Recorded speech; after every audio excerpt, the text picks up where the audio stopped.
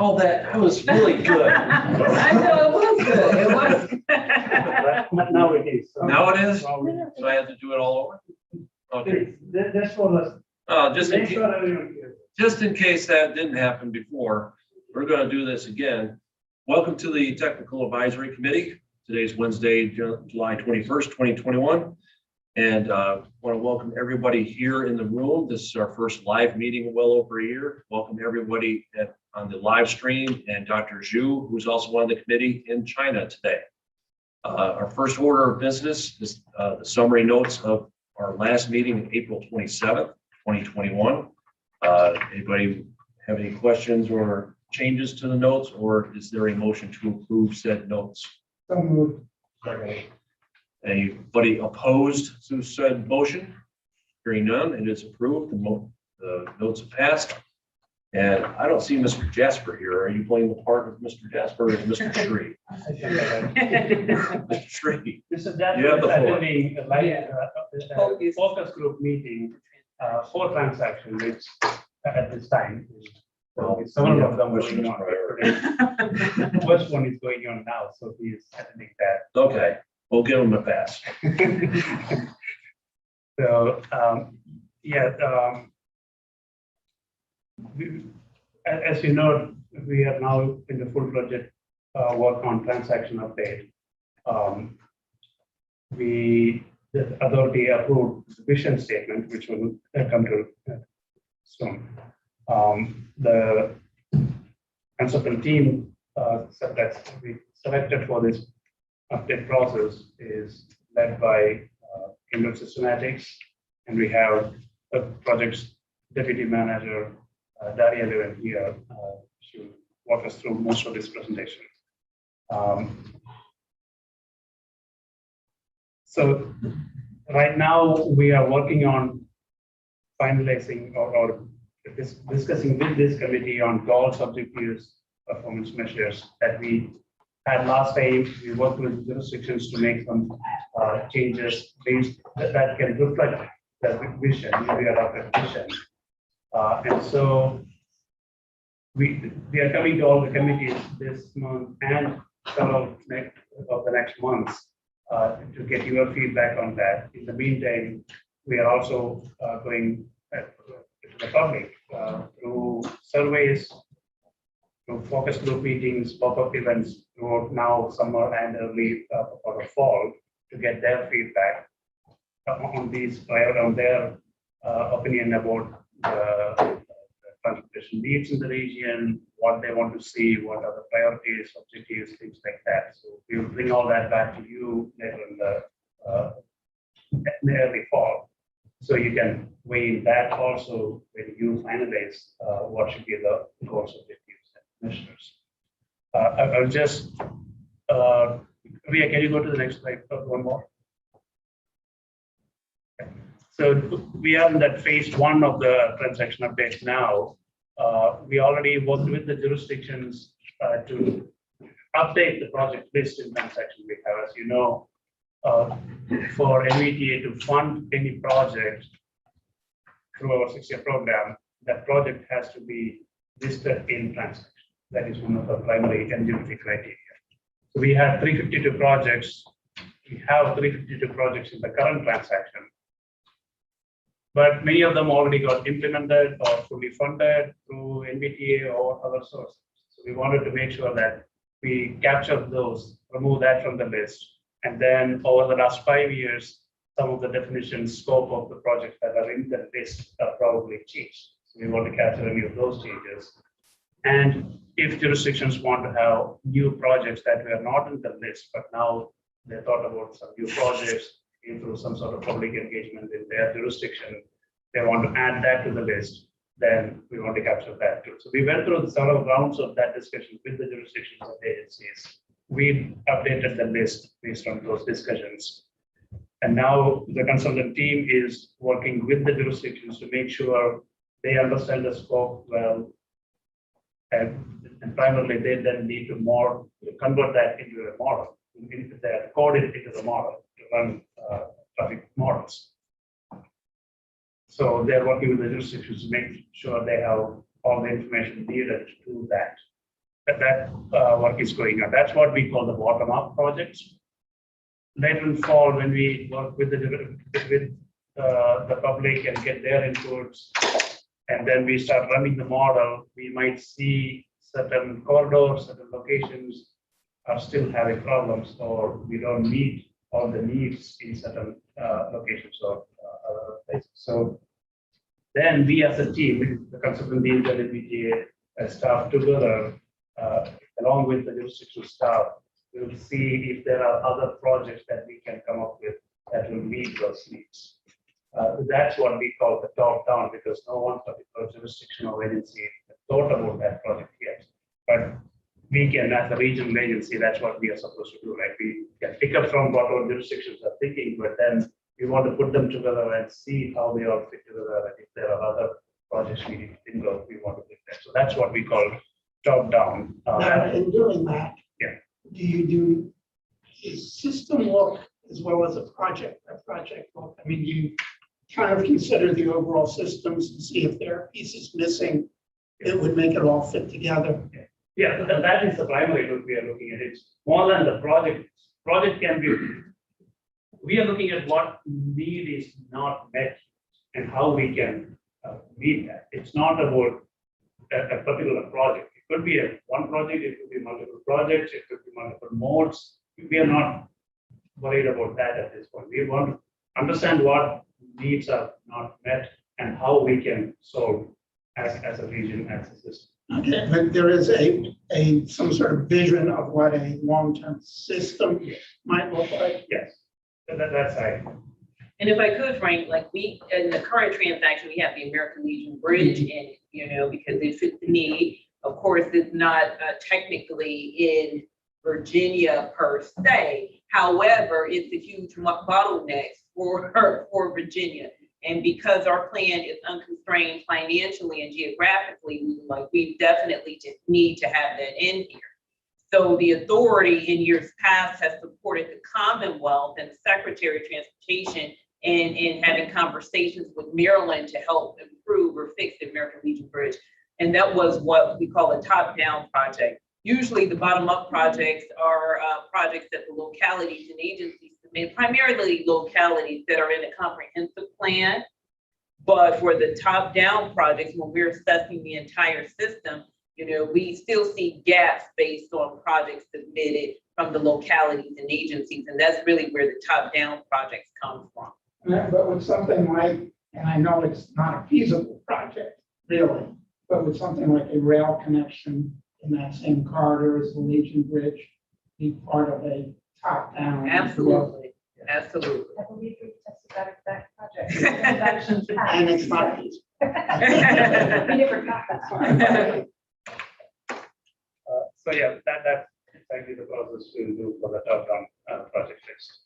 Needs assessment, I already mentioned, we will run the models and see where we are and what needs are met and are met. Going forward, we'll also, today we will give a very high-level definition of what we are looking at when we call it various scenarios for future.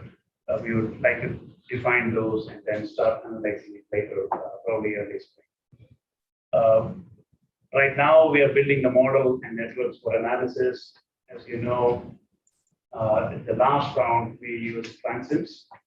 In this round, we are moving over to cube-based analysis, which deals with what TPP model has now. Obviously, they are also working on updating their model to more activity-based model. So for us to match with, or at least have the semblance of what we did with transims, we are including DTA lights into this mix. So that's how we are combining the microscopic versus mesoscopic and macroscopic analysis, everything together. That is here, she can, and you can probably talk. And are they also doing population simulation? Or No, no? we are not. We are using land use and population forecasts directly out of the But in the last round we did, in the scenario analysis, we kind of moved around some of those definitions of whether it's going to be as it is now versus what if we move some of those development into activity centers, regional activity centers, how that will play out. We did that last round. So those were the scenarios, some of the scenarios we looked at last round. But because it's not an activity-based model, we're not doing a synthetic population. So, no, but eventually. Okay. Jump one more. Right, okay, next slide, please. No, the next one. Moving forward. Yeah. So today we want to talk about the vision that authority approved, and then based on that, we are trying to move the next step from vision. We want to define some of the goals, objectives, and then performance measures. We don't get into detailed discussion about performance measures or its weights today. We have some general definition or general ideas and some examples of what performance measures could be, but we want to focus on goals and objectives today. But as the next several meetings, we will get into those details, and we have to come up with, we have to finalize those things by the end of it. We don't want, we want to make sure that the core values, which are something that we added this time round, which were not there in the last round of transaction, we want to make sure that that is also weaved into these goals, objectives, and measures when we work on this. The core values include safety, equity, and sustainability. So we will get to that in the next few slides. Next one, please. This is a current vision statement on the left, and all the other goals, objectives, measures, and weights on the table, which probably you can read at all from this distance, or even the printout you have. But we had 3 goals, I think 11 objectives, and then 15 performance measures. That's the number I remember. 15 performance measures, and those measures had either 10% weight or 5%. But as we can see, that's too many objectives. The issue that we later saw that is, since there are too many objectives and they all like either 10 or 5, either everything is important or nothing is important. So we want to kind of reduce the number of objectives, the performance measures, and to make sure that they're really making any change. The projects can show differences depending on those performance measures.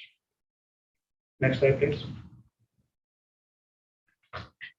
This is the tentative schedule, as some of them I already mentioned. Right now, in this cycle, July cycle, we are meeting with all the committees. This committee, PCSE, and PPC already met. We gave the same presentation to them. We are giving the same presentation to you, and the next week we will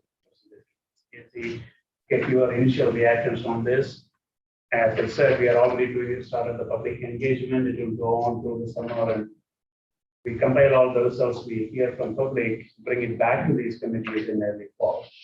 So you can have your final decisions, final approval of what are goals, objectives, and measures after considering those public input too.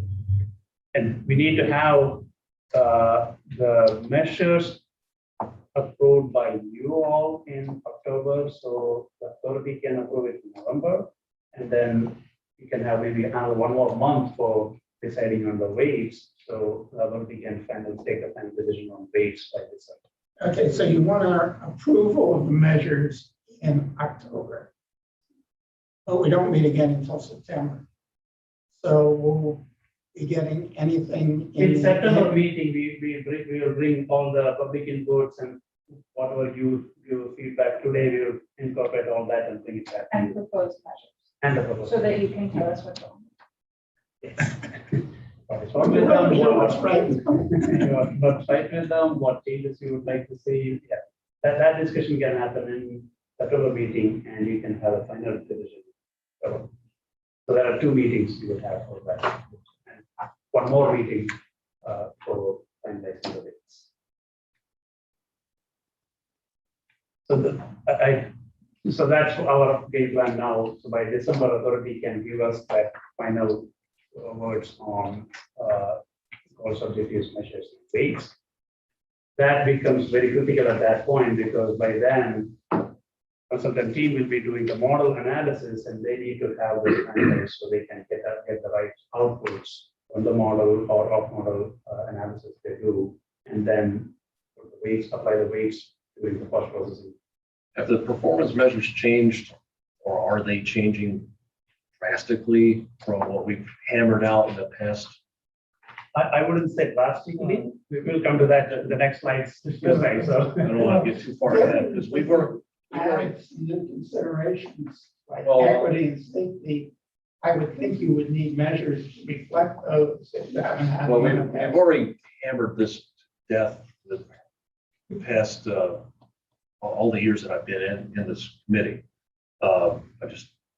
We've got a process and hoping that it's not, we're not recreating. Well, the bigger, what the main thing we did is went from 15 performance measures, which we found out was just too Yeah, many, and that's start canceling each other out, if you will. So we did reduce the number of performance measures, but we're also want to make sure we're accounting for the goals and the core values and objectives and the requirements of the law.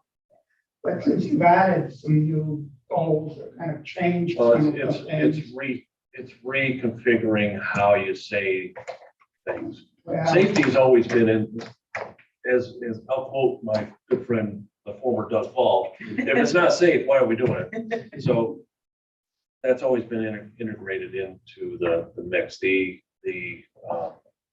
We'll get into it. I looked ahead, but Yeah, I think you'll probably find as we get into this over the course of the next 40 minutes, that a lot of the objectives are very familiar Mhm. and are very similar. And there's of course limits to what the modeling tools that anybody can use can come up with. So I think on large part, we're going to end up with something that feels very similar. But we want to make sure that it does represent, I think, the core values and all of the new things that have been incorporated into the vision statement and all of that. So we want to make sure that they're fresh, I guess is the word I'll use. Yeah. questioning. Next slide, please. I think I will hand it over to Sure. Daria at this point to take for the rest of the. Okay. So, as we were just talking about, the vision statement has been updated. I believe this committee had written that, and it was approved in December of 2020. And that gives us really the guideposts for how we want to develop the goals and objectives, and ultimately the performance metrics and the weights that will come with, right? So we're looking at this as something that is helping us develop goals, but unique, as Sri mentioned this year, is it outlines those 3 core values. And so on the next slide, we're trying to think about what these core values are, what they mean to the region, and how we can represent them throughout the process and the product of transaction, right? And so some of these are relatively straightforward, as you say, right?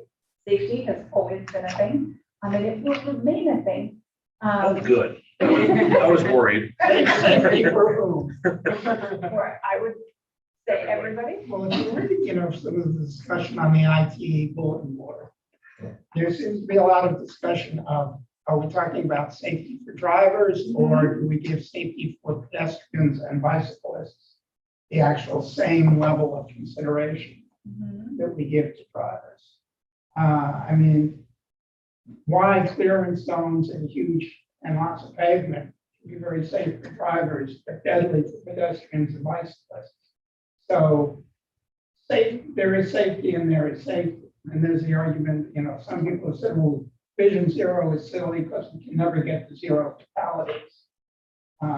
And of course, it's an objective, not a standard that you're going to meet. But when you get into safety, there are a lot of considerations that models don't go anywhere near, and They do not. That is absolutely true. safety is something addressed at the facility design level, much more than at the system level.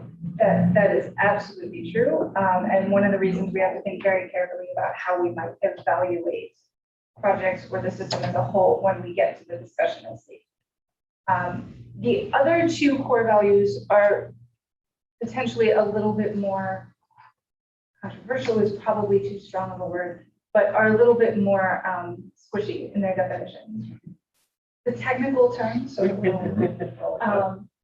and so talking about what does equity mean as it's defined in this vision. Is it about ensuring fairness geographically, which is something MBTA has always placed an important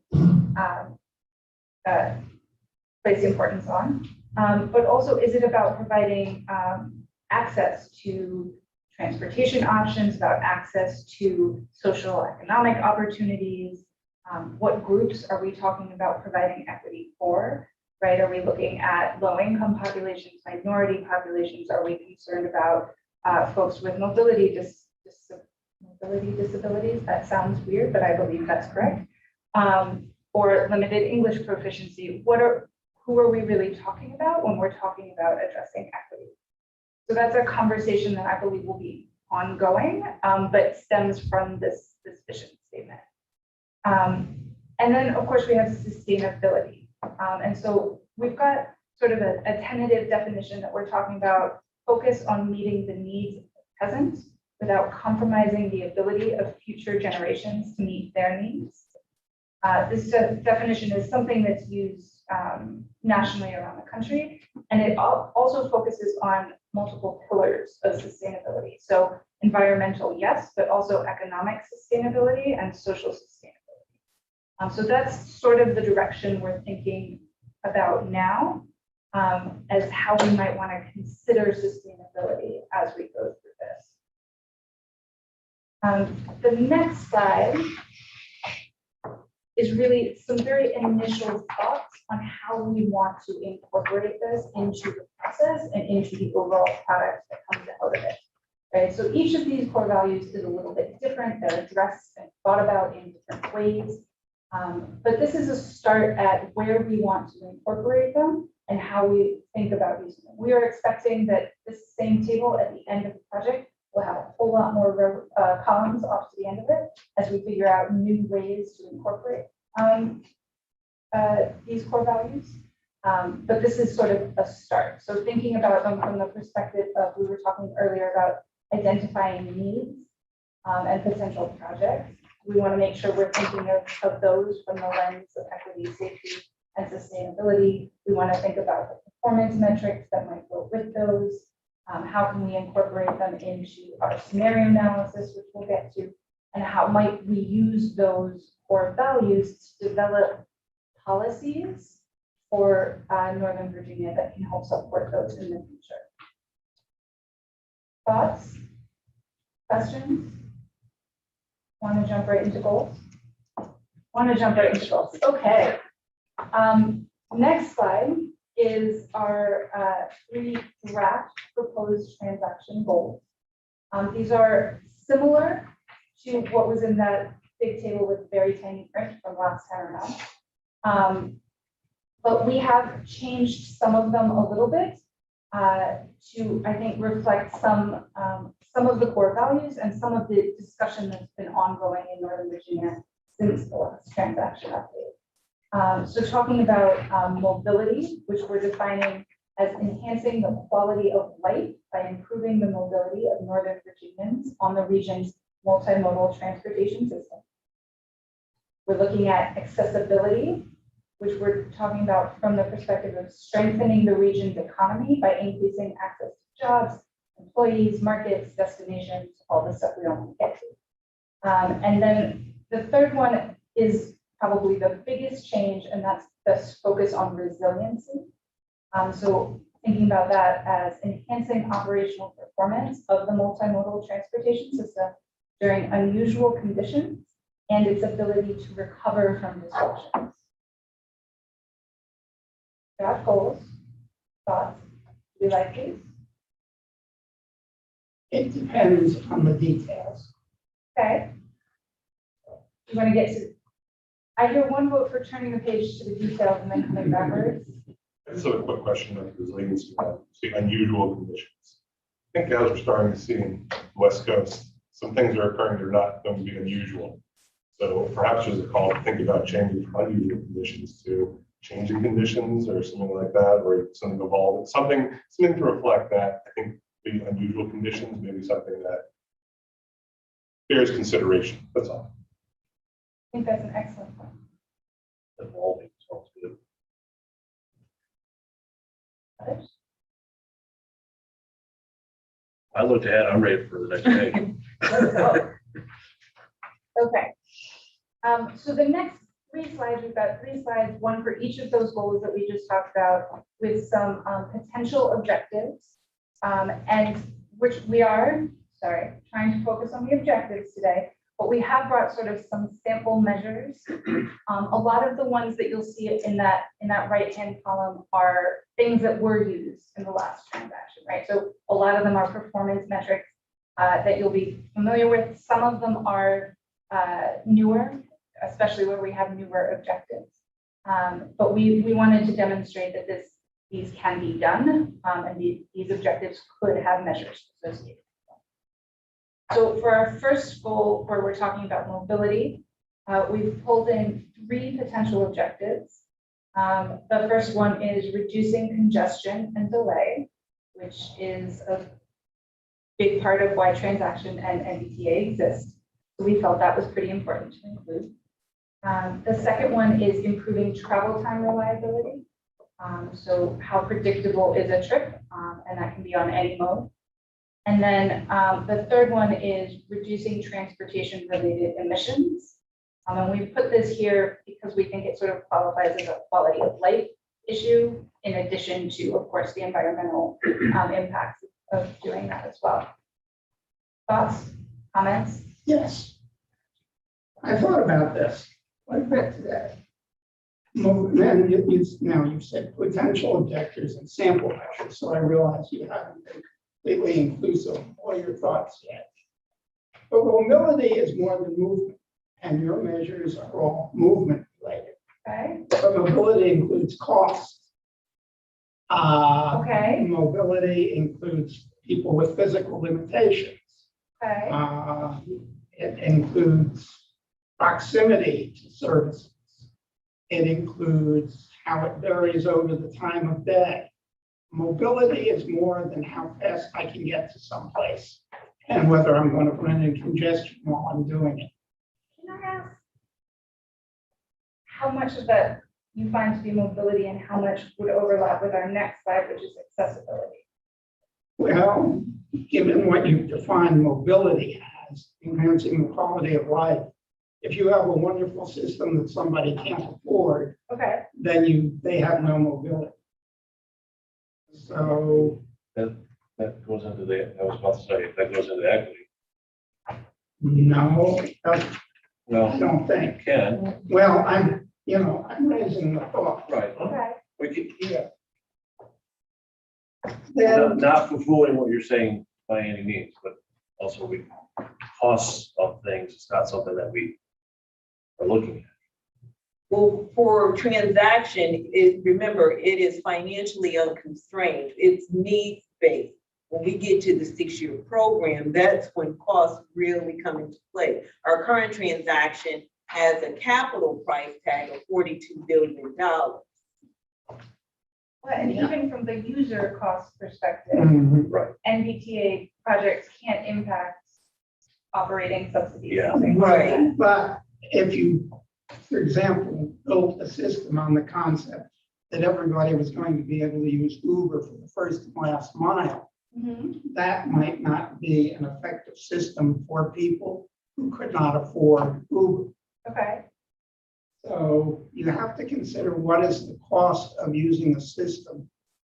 But do we consider it in the unconstrained long-range plan where we're looking at all modes? We have mobility, we have accessibility, resiliency, and all of these other factors.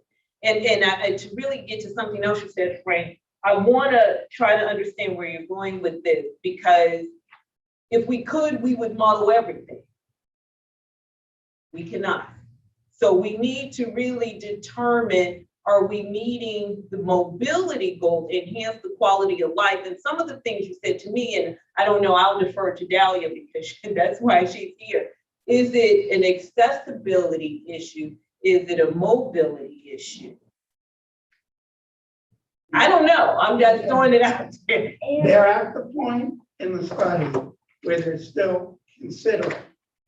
So I am raising a thought. No, I appreciate it, but my question is it mobility or accessibility? Which we're considering both. Which we'll get to in a second. Right. They're not entirely out of place.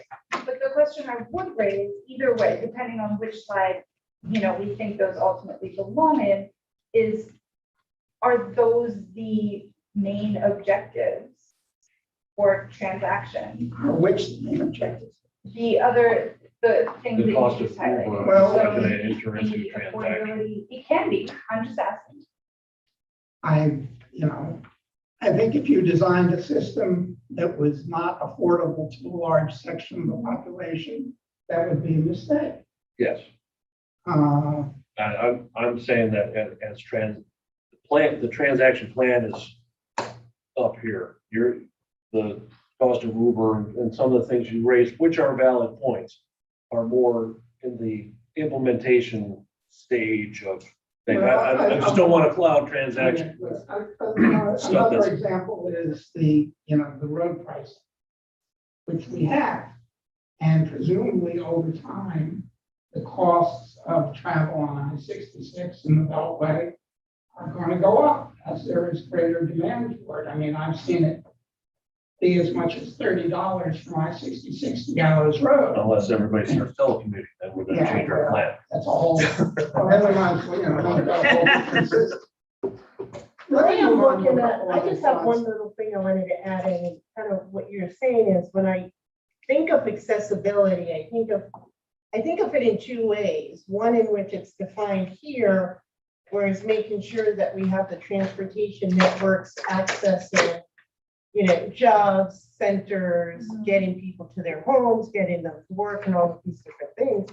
But then there's also accessibility in terms of, and maybe it's not accessibility, but usability. And it's kind of what you're saying in terms of affordability, making sure that people with different physical mobility are able to utilize these transportation systems and making sure all of those things. So maybe not necessarily an accessibility issue, but a usability issue. How do the individuals get to the network system in order to then access the activity centers? Something like I don't that. care whether you consider it under mobility or Yeah, right, accessibility. right. But it should be Think about considered. Yeah, right, exactly. That's how I am too. We kind of got ahead of you. You want to go through the next two? I mean, we can. Does anybody else want to talk about mobility before we? I have a thought, because one of your issues is delay. Yes, And I want to know how you measure delay. person hours of delay What is delay? above free flow speed, Why free flow? because that's delay. No, it isn't. If the speed limit is 25 and the free flow speed is 40, then That is a valid point. That- It is the free flow speed or the speed limit, whichever is lower. It's not an- Okay. But maybe it should be more related to what is a reasonable travel time to go from A to B. How would you define a reasonable travel time? We've hammered delay before. I think we've already defined what delay is going to be in transaction. Well, I have some I don't- thoughts on it, because Well, if I you focus on delay, I it want to leads you keep down the moving road. on. I want to keep moving on. We're going to have a discussion about mobility, accessibility, resiliency. They're introducing these ideas right now. And I think this is the time to talk about And it. we can talk about it. I just want to get through these three things. She has other things to say about it. I have- And I am the chairman here, and I'm saying that we're going to move on.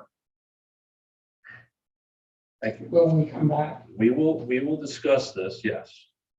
I will also introduce that we had a fine discussion about what delay means in past iterations of the transaction. And if we want to change that definition, we're gonna have a very long meeting.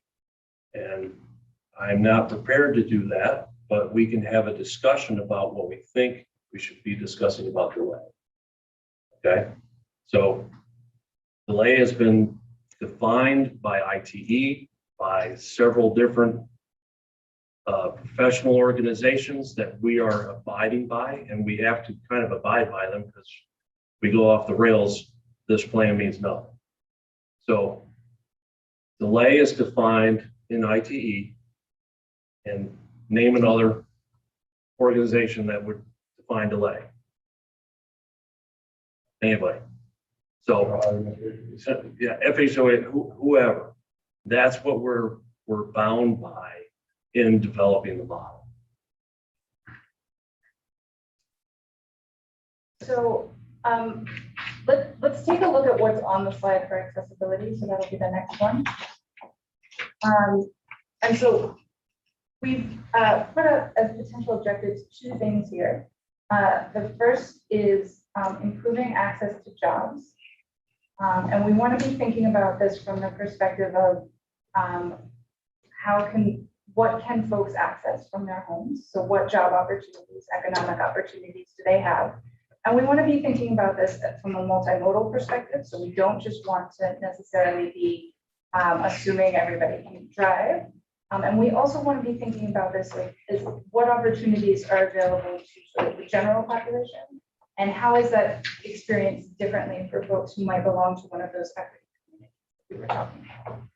So this is an area we think we can focus on for bringing in that core value of equity to the discussion of objectives, while still keeping with the spirit of those objectives and measures that we used in the last round of transaction. The second objective that we're putting in here is improving that multimodal connectivity to improve access to all sorts of things in the region, while reducing dependence on driving alone.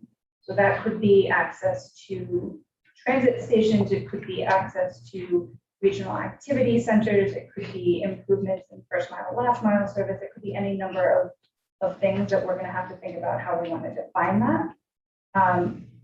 But that's what was sort of being thought about in those 2 objectives related to accessibility. I can jump to resiliency, or we can talk about this one for a little bit. Let's go through, then we can Okay. start hammering away. That's great. Okay, so resiliency, we've talked about a little bit. There's been some recommendations, and you're not the only one, on some wording changes to this goal. But we're looking here at 3 potential objectives. One of them is maintaining operations of the regional transportation system during extreme conditions. This is a carryover from the last transaction. It's a requirement that comes out of the original HB 599 legislation, requiring us to look at things that deal with sort of homeland security emergency situations, things like that. We've also got an objective around expanding travel choices to reduce the dependence on driving alone. So making sure there's redundancy built into the system so that people have multiple options to get to where they need and want to go. And then we also have improving the safety of the transportation system. And we put that here just because while safety is of course a safety concern, it is also an operational concern. Accidents will affect operations, and the system's ability to bounce back from them is important. So that is our, I think that's what, eight proposed objectives that we're talking, that we want to discuss with you all today. And that's the meat of what we have. More thoughts? Okay. So we had a little discussion of delay and what that means, and then I'll give a history lesson of what we've done in past iterations of transaction, and hopefully my memory is true. You can fix me if I'm wrong, and you can fix me if I'm wrong.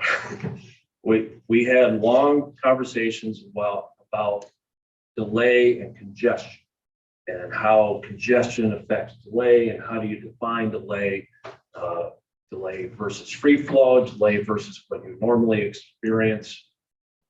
All of that was discussed in the past, and we came down to how is delay defined in professional organizations that we all have to abide by.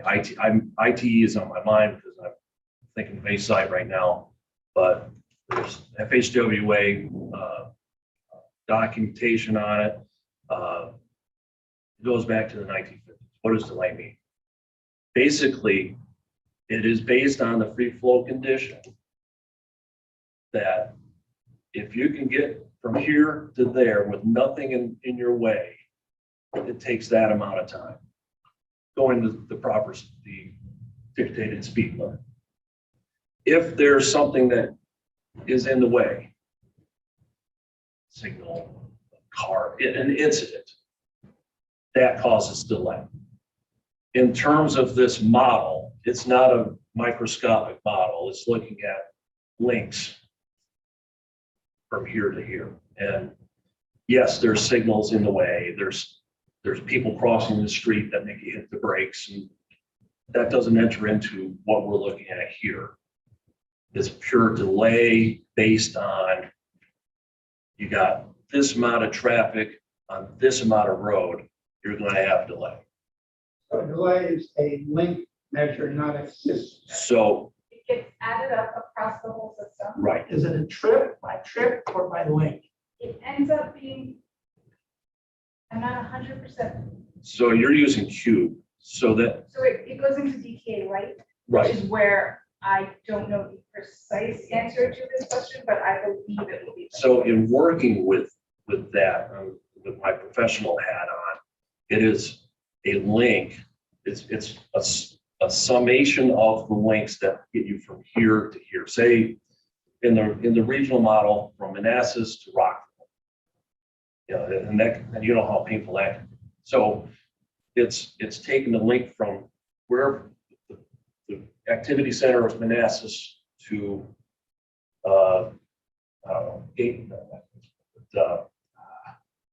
Vienna, then to here to Rockville, and what the sum of the delay that it sees based on the capacity of the links is what is measured as delay. And DTA gives us the opportunity to do much more fine-grained time periods. So instead of just looking at a 3.5-hour peak period, right, we're able to break that down into. To an hour. Okay, I guess what I was asking, is it saying the vehicles that are traveling this intersection to that intersection? It's not that granular. Okay, No, it's it's from it's all the really- people who are traveling from Vienna to Rockville. Yeah. Experience at 5 o'clock in the afternoon. exactly. So Experience. you're on the Beltway. There's the Beltway link from McLean to the 270 split. That's a link. And whatever delay you have on that link, because you have that amount of traffic on this size of road, that's what you get, And it's all delay equal. is all I delay. mean, If I'm in the- delayed 1 minute traveling from Manassas The to model one. Rockville, That model won't that's even, not a big deal. I mean, that's If not I'm even a delayed measure of, that's not 20 even a minutes drop. traveling from here to Tyson's Yeah, Corner, that's huge, that's a huge problem. Yeah, so the model is an ocean, and your delay at a signal is. The model isn't considering signal delay Right, anyway. I mean, the model is perfectly capable of looking at whether the delay is a large percentage or a small percentage of the trip time, especially if it's ETA. It Right. is capable of looking at those things to understand which trips are being impacted the most. However, at that point, you're talking about millions of trips from That's why you millions have of computers. I think the challenge there is how do you bring that in a way that's meaningful, right? And so what people do seem to understand and be able to relate to is delay in the larger sense, how much time the average person, say, spends in a given week sitting in delay or sitting in traffic. You know, as a driver, I perfectly understand why people get frustrated with delay. But, you know, there are differences. There's a difference in, say, a trip that goes from point A to point B and involves stopping at 6 traffic signals, even though I travel at 50 miles an hour between each signal. And a trip that would allow me to go from the same 2 points at 30 miles an hour without stopping at any signals. Because I have a nice timed synchronized signal system for 30 miles an hour. Now, I may have the same amount of delay, but in terms of how they perceived by an individual, those are very different. Okay, Yes. so you want the objective to be to reduce the perception of delay? I think that would be wonderful if you could do. You can't quantify that. You gotta have a quantifiable measure. We can put numbers in front of anything, however, is that what we want the objective to be, reducing the perception of something? Or reducing the actual? You can't do a non-quantifiable. It has to be something that's measurable and comparable. But I think you could quantify whether delay was due to actual stoppages or traveling at a speed lower than the desired speed. That's what you were talking about was. There are different types of delay. Right, but And- this is taking the delay as a whole. So I I do mean, think. under your definition, Under which, ITE's definition. well, under the definition that you described. I don't which is- define, Which is. to be based clear, on I don't speed define limit. things. This is defined by ITE. Okay, defined by ID based on speed limit. If I wanted to reduce delay, I reduce the speed limit on Beltway to 30 miles an hour. That would reduce measured delay. But that's not gonna happen. No, it isn't, but I mean. Yeah. But I I mean, have a question. So the delay was, you said was defined earlier, but before we started this revision. But now that we have equity and social implications as part of this, and as we're moving forward, was social considerations and equity part of looking at what these delays versus congestion? Delay as defined by all the documentation that we, as traffic engineers and planners, have to abide by. And don't overstate that. So delay from a quantitative perspective is purely numerical. But there might be different ways to consider how it could be applied and measured differently to understand the impacts on different communities. So that's something we can look into for the performance metrics piece. If we want to find more ways to bring equity into some of these metrics. Okay. that's fair. That satisfy your question? Oh, Yeah. yeah, that makes sense. Sorry, I said it in my mind. I thought I said it out loud. Apparently not. You said it that way, I didn't. Sorry. Okay. Other, So I'm far from a transit expert, but how are we going to, or how are you going to account for changes in transit ridership use over the what's been going on in the last year and recovery or anticipated recovery that may or may not occur? How is that going to be accounted for as part of what we do? this is, of course, a huge challenge for everybody because nobody knows what's about to happen. We've never done this before. So nobody knows. Our general approach for dealing with that is going to be to use the scenario analysis that she was mentioning. And we can talk about a little bit more about sort of the scenarios we're looking at. But to sort of assume a core scenario or a base model that assumes people go back by the long-term timeframe, we're talking about 2045, that people go back roughly to what we were doing before the pandemic. And then to also have sort of a what if scenario of what if we all continue teleworking at the levels we have been, what happens if that really continues to be the thing. And so that way we can understand both what those impacts might be, if there are new needs that arise out of that might necessitate additional projects coming in, but also will allow us to understand if the projects that NVTA is going to choose to invest in would still be good investments if. So that's the way we're planning on looking at that right now. I think I saw a paper recently about some before and after studies. I think it might have been from Australia, where they had a very early study shutdown. And then what has happened as they released, and of course now they've come back again. So I, but it may not even be Australia. Yeah, we have a number of studies and surveys that have been done both in the US and the DC area and, wider internationally. We're going to keep our eyes on those. I think the nice thing, as Sri said, is we're not going to be getting to those scenarios until the spring. So we'll at least have a little more time to see how things are trending and to track some of that data moving into the future. A question about your We'll come back. your measure having to do with emissions. Your measure had to do with vehicle miles of travel. Why not just measure emissions to, There, measuring emissions directly involves applying a whole different set of model that we don't have scope or time to do. The MOVES model, it's intensive in its own right. We're not going to get there. What we are looking at is BMT, and this time around, the difference we're thinking about is including BMT by non-zero emissions vehicles, because recognizing that that fleet changeover is going to happen, and that there are multiple ways to get to reduced emissions. It's not just getting people off the roads, it's changing how they fuel their vehicles and do things as well. So that's one of the tweaks I think we want to make this time around, to make that a little more reasonable and to help some of, whether it's vehicle electrification projects or other things that might be coming, perform well against. so that reducing congestion doesn't show up as reduced emissions.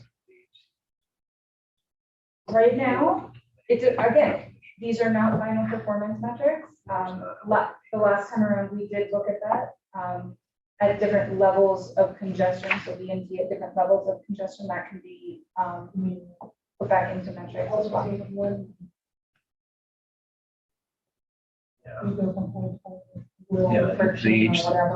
The one document I was trying to remember, and couldn't because I'm old and feeble, was the HCS, the highway capacity, HCM. Yeah. Which has that definition. So, yeah. Put it in the minutes that's finally came up with that one. Jeez. So that's a valid question on performance metrics. We'll think about that for when we come back with those revisions. There's Did you have another another one? question. Yeah, it was related to that one, actually. So, and again, we're early in the process. I don't want to be, I'm not trying to be nitpicky, but I just wanted to ask, so how do you define non-zero? I mean, how do you define a zero emission vehicle? Right. Because my question is that, is a zero emission vehicle, again, I'm sorry, I'm not trying to be nitpicky, but because we're early, if a zero emission vehicle, is it truly a zero emission vehicle if the power used, if the production of the electricity came from a dirty power plant or something like that? How do we account for that, or how do we think about that part of the process? It's a valid question. I will say, from a modeling perspective, we can only model the impacts of sort of tailpipe emissions, right? We can't trace everything back to the source of where that power comes from. So that limits what we can actually measure. But that is a valid point, and I think we need to think a little bit about how we can incorporate that thought into, I think, maybe the overarching objectives or principles of transaction, even though it may not be able to make it into a measure itself. Dr. Zhu, do you have anything to add? I see you're still on. Yeah, thank you. You are right. I think highway capacity manual is where that delay measure is defined. And I think one most important thing for that, for choosing measure for delay in the way it is currently defined is transferability and comparability. So if you want to compare two measures 10 years from now, it's important to have something that you can measure and does not change over time. So it is hard to measure some subjective measures, although sometimes it may be desirable. And for delay, I think you can have different measures, like from point A to point B, you can define a delay, but you can also define delay for system measured in person hours. So to make them comparable at a regional level or at a sub-region level, whatever you want. I just want to come back to two observations. I think for the overall objectives, mobility and accessibility, I think both of them are related to quality of life. If you have good access to the system, that also improves the quality of life. And I also think both of them are related to economic opportunities, because we talk not only about passenger vehicles, but we also talk about trucks, logistic systems related to mobility. So if you provide high level of mobility, that also improves the economic measures from some perspective.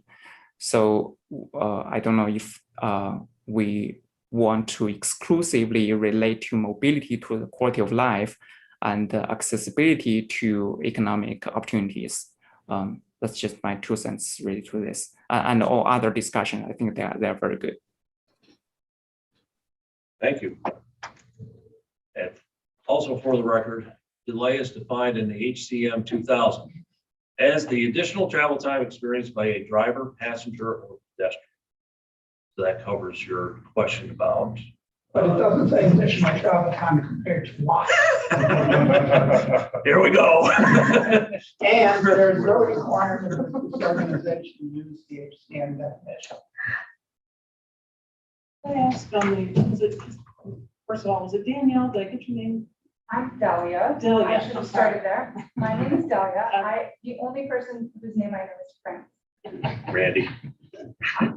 Amy. So Frank was my Delia. very first boss. Okay. This is why we're arguing. So I had a question. It might be a simple one. I don't know. But looking at the sample measures you have for the reducing congestion and our good old delay on the between mobility and accessibility, we've got a sample measure that is I'm sorry, the wrong 2 pages, I think, is very similar, between accessibility and resiliency, with access to jobs within 45 minutes by auto or 60 minutes by transit. Those improve access to jobs. And then through resiliency, it's something very similar, number of jobs accessible within 60 minutes. Those seem to me like very similar measures, and maybe they're not. Can you explain that? They are calculated in very similar ways. And again, these are, first thoughts, and we can fine tune all of these. So I will start with the improve access to jobs ones on the accessibility page. What that's really looking at is the number of jobs that the average resident can get to, right? And so that's going to vary by where you live and what the transportation network looks like. And we want to look at that both within certain time thresholds. These are examples. So 45 minutes in a car, 60 minutes by transit. How far can you get and what can you get to, right? What are those economic opportunities? And we can look at that for the region as a whole, so everyone in Fairfax County, but we can also focus in on some of those equity communities and see what that looks like. So that's sort of a baseline version of accessibility. This is another measure that's used fairly widely around the country to understand is your transportation system getting people to where they want to go. The one that we were sort of floating in the resiliency one is actually it's thinking about comparing how far you can get in a car versus how far you can get in transit. So the notion being is, are we providing alternatives to driving? And are they viable options, right? Are they something that somebody who has a choice would choose to do because it's almost as fast as driving alone or more affordable or what have you, right? So it's about trying to understand the difference between those to think of if we're providing those choices. Thank you. Have anything to add? I was just going to say, this is new. And I recognize that takes even me a long time to explain it. So if we keep it, it will be something we have to work on how to communicate to the public. Yeah, I think that's interesting. You're gonna get into Frank's, what's the impression part of it, you know, in transit, you gotta stop every stop that you have to but make. you also get to read your book. Yeah. You have free time. That's the other impression. So there's trade-offs, there's choices, right? And so that's, I think, what we're trying to capture a little bit. So And it's hard to do in a purely quantitative way. So we're trying to work through I think that. that's good. It kind of captures what Frank was trying to say, and what's the impression of transit versus me drive. I can get there in a half hour, maybe. Well, let's not get crazy. In an hour and a half. Meanwhile, transit's gonna get me there in 2 hours. But while I'm there, I'm productive. What's the equal? What's the balance? And similarly, we have, trips for communities where, yes, there's transit, but it requires 2 transfers where the buses only come once an hour. So if there's access to transit, but it's not providing people with the good option that they need, is that achieving what we want? So we're trying to play around with how can we capture some of that. As long as you said that, that was gonna be my question, so thanks for covering. Have you thought of all about how you model and measure things, the mobility as a service and Ubers and scooters, all the things that I don't use? I would pay good money to see Frank on a scooter. But beyond that, so what gets termed as micro mobility. So the bike share, the scooter share, the pogo stick share, whatever comes up next, are not directly represented in the model. It's just because we don't have great representation of non-motorized trips, although that's not a great term because the scooters have motors, but we don't have those represented in the model. What we are doing in this version is adding in both the TNCs, so the Ubers and Lyfts of the world, and looking at those both potentially as a conventional TNC, so a conventional Uber like we can right now, and one day possibly the automated version of them. And we are adding that into the mode choice model and into the simulation model so that we can understand what the impact of increased usage of those would look like. Does this plan get into bike facilities, pedestrian facilities? Yes. There were improvements, there were pedestrian improvements. WOND trail. WOND trail. Mount Vernon yeah. Trail. Yeah, we do. So we tend to do more qualitative measures on some of those things, whether it's the trail system, whether it's, there was bike share, expanding the bike share program in previous years. So we tend to look more qualitatively at those in order to make sure that they can get their points and get to that phase. But we recognize that there are limitations. Give money to see us, anybody on this committee on a pogo stick share. Start a business. Amy, you in? Okay. If we're comfortable leaving the objectives discussion where it is until we come back in September, I have really, I think, one more slide, and that's just to touch on the scenario analysis stuff that we alluded to already briefly. And I will admit that this slide is the totality of what we've done on this subject so far. And I'll reiterate a couple of things I actually already said. So the first is, what is the purpose of our scenario analysis? And we've got this very fancy phrase of avoiding investment obsolescence, but it's really making sure that the investments that we're going to choose to make over the next 6 years are going to still be good investments if any of these things that we'll talk about in a second actually come to pass. We're not really predicting a most likely scenario. We're going to do 4. I could do 100. I would be wrong every time. So we're not going to predict a most likely scenario, but we do want to talk about reasonably likely or possible futures. We're also not really picking a preferred future, right? Some of these might have great outcomes, some of them might have horrible outcomes. We're not picking a favorite, but we may learn things from these scenarios that we can use to develop new projects, develop policies, help shape, the future of the region. And that all being said, all of these scenarios are going to be defined by a set of assumptions.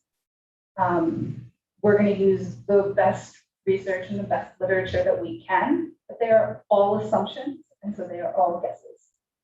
They are very well educated guesses, but still guesses.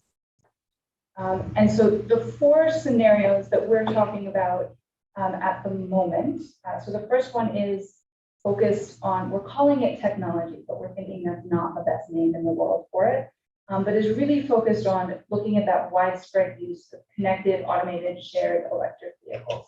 So this would be a dramatic increase in right, the Ubers of the world of what we're talking about, but also looking at the automated impacts, the electric impacts, all of that. So thinking about what that would look like, and that stems in large part from the work done in the we get this acronym wrong, the Technology. Transportation Technology Committee, which worked on the Transportation Technology Strategy Plan. That one. So that comes a lot out of that work that's already been done by NBCA. The next one we're thinking about is a transportation pricing and incentives scenario. So this could be something that looks at additional roadway pricing or curbside pricing or congestion pricing. And we could also look at free fare transit. Yes, that's so far something we've been thinking about. Or potentially other types of incentives, say incentives for shifting out of the peak period and traveling when there's more capacity. So we haven't worked out all the details, but yes, fare-free transit could be one of those things. So want to look at what that might be. The next one is looking at climate change impacts. And so what that might do to the transportation system from a sea level rise perspective, from a number of perspectives there. That's one we still need to fine tune some of the details on. And then as we talked about earlier, right, that post-pandemic new normal, if the trends we saw during the pandemic continue out to 2045, what does that look like for us and where should we be really putting that money? So those are the 4 we're thinking about right now.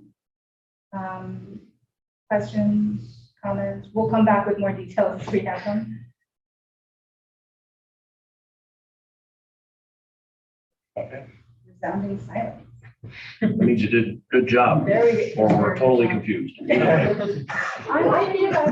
do have one question. It's not on this, but it's just going back to, I held on to it because I just wanted to see everything play out. And then the graphic on page 10 with the 4 values. And then just looking at where some of the columns, whether it's performance measure, is identified for safety, equity, and all of those different things. And so I was looking at equity and thinking of using an equity lens with everything that you just described here. And so I'm wondering why equity, or if equity could be marked for scenario planning, because all of these things have an equity consideration in everything you just said. So That is absolutely true. I should make clear that all of the performance metrics that we ultimately decide on, including those that address equity and sustainability, will be applied to all of those scenarios. okay. So we'll be able to look at the, I'll say, equity impacts Okay. of each of those 4 scenarios. I do think what we didn't want to have was a scenario that was an equity scenario, because we couldn't honestly think of what that meant on its own, other than investing only in transit per se. And so we definitely, I think, want to move forward with, as we define these, thinking how we can carry all those core values through them all. So I think that's a great point, and maybe this graphic isn't the best way of showing it. Totally fair. Thanks. Any other comments? Yes, thank you. Thank you guys. Ms. Beckman, you're up. Oh, well, I will be brief. Number one, it's good to see everyone. It is really good to see you guys. And I saw you too, Dr. Xu, when you had your camera on. So it's good to see everyone. But a few things, The authority does not meet in August, so that's probably, yes, the authority does not, they would kill me if we tried to schedule an August meeting. So there's no August meeting, but I did want to know that we submitted a session proposal to the American Metropolitan Planning Organization for their national conference on the Transportation Technology Strategic Plan. And our proposal was accepted. So Mackenzie Love will be giving that proposal in October. I'll give you during that session, I should say, in October. Also to note, the call for projects is open. It opened July 1 for the update of our 6-year program. So that's going to cover fiscal years 2023 to 2027. Is that right, Sri? 23 to 27. 22 to 27. Thank you, 22. I knew my numbers were all 2022 to 2027. It closes October 1st. So, this 6-year program update will be the last one done on the current transaction plan. And that was the plan that was adopted by the authority in October of 2017. When we do the next 6-year program update, it will be on the plan that you're working on now. Assuming we get to that adoption date of late fall of next year. So this will be the last one on the current plan. Right now, we're working to see how much funding we think we will have available to populate this 6-year program update. I do try to advise everyone, look, we are not pot of gold at the end of the rainbow. We do have some constraints and limitations because the plan we adopted last July, it was 4 times oversubscribed. 4 times, and I don't see that slacking off, but I do want to note that. So that's all I have, Mr. Chairman. Good, thank you. Next is adjournment. Anybody want to leave? Motion made, any second? We're adjourned, thank you. Very good. See you all in September.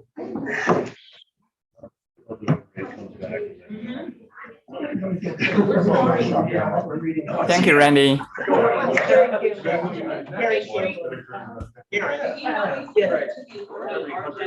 A good night, everyone. In person.